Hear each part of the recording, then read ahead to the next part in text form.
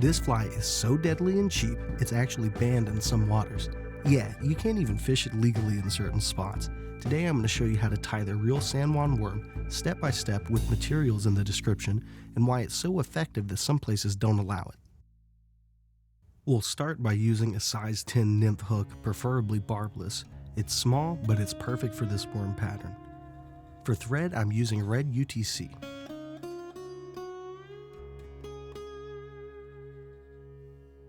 We'll begin wrapping down from the eye. Securing our thread to the hook, we'll cut the tag in free, and then we'll begin wrapping towards the bend in the hook to create a thread base for our chenille to lay on. Grab some Ultra Chenille Micro in red, and we'll use this to create the body of the worm.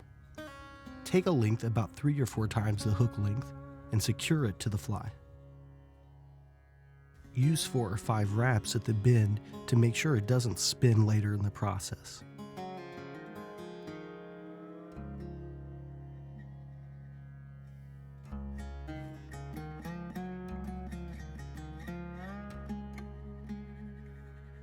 We then want to start bringing the thread forward with open coils to retain a segmented look to the worm.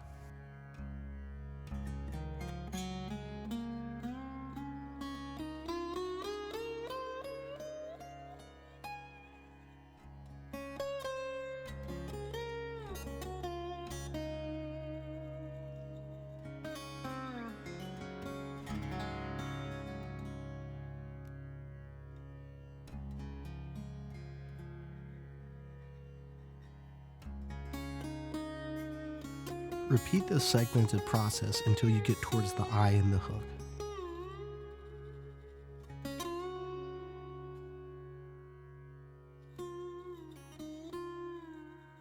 Once we get there, we want to lift up the front end of the chenille and wrap 4 or 5 times under it towards the eye. This is going to secure it in place. Go ahead and take your whip finisher, hit it about 4 or 5 times, and then you're almost ready to fish. Go ahead and cut the remaining thread, and your fly is complete. And here's the kicker. This pattern is banned in some rivers because of how effective it is. Some regs don't allow it since it's considered too close to bait fishing, and others don't allow it because it kicks up sediment on the bottom of the river, triggering a feeding frenzy from the fish. So always check your local rules and laws before you tie one on. That's the true San Juan worm. Deadly, cheap, and easy to tie. If you fish it legally, tie up a few and see how they do in your waters. Tight lines, everybody. I hope you enjoyed the video.